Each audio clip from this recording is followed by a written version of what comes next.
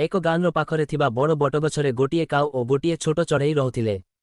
ଚଢ଼େଇଟି ବହୁତ ପରିଶ୍ରମୀ ଥିଲା, କିନ୍ତୁ କାଉଟି ବହୁତ ଲୋଭୀ ଓ ଆଳସୀ ଥିଲା।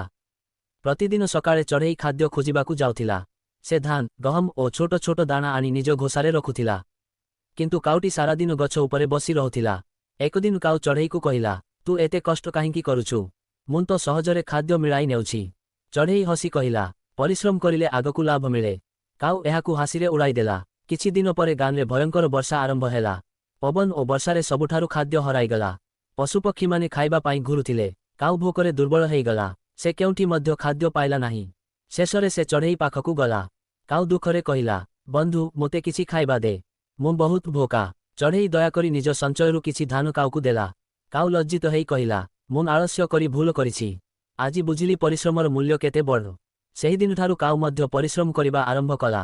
ଶିକ୍ଷା: ପରିଶ୍ରମ କରୁଥିବା ଲୋକ କେବେ ଅସୁବିଧାରେ ପଡ଼େନି।